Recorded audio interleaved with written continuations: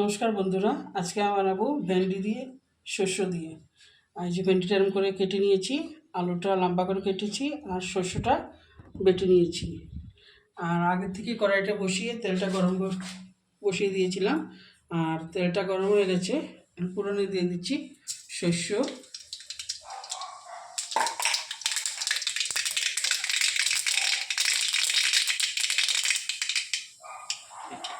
শস্যটা ফুটে গেছে, এখন ভেন্ডি আর আলু দিয়ে দিচ্ছি।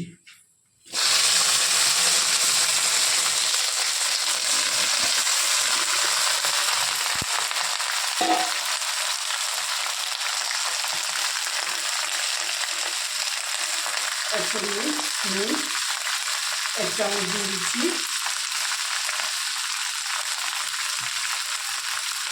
আর হলুদটা আধা চামচেরও কম দিয়ে দিচ্ছি।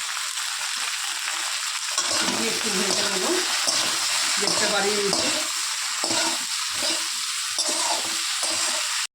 ভাজা হয়ে গেছে, এখন লাল লঙ্কার গুঁড়ো দিয়ে দিচ্ছি 1/2 চামচ। আর শস্যটা বেটে রেখেছিলাম যে ওইটা দিয়ে দিচ্ছি। একটু জল দিয়ে দিয়ে দিচ্ছি।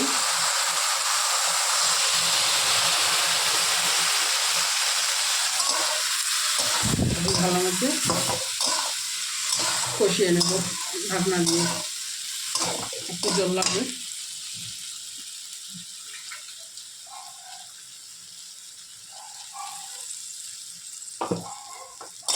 একটু ঢাকনা দিয়ে কষিয়ে নেব।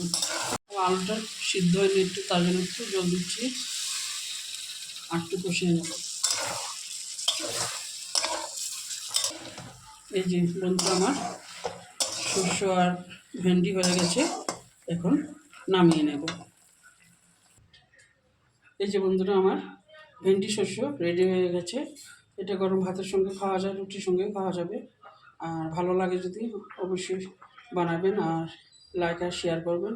Thank you.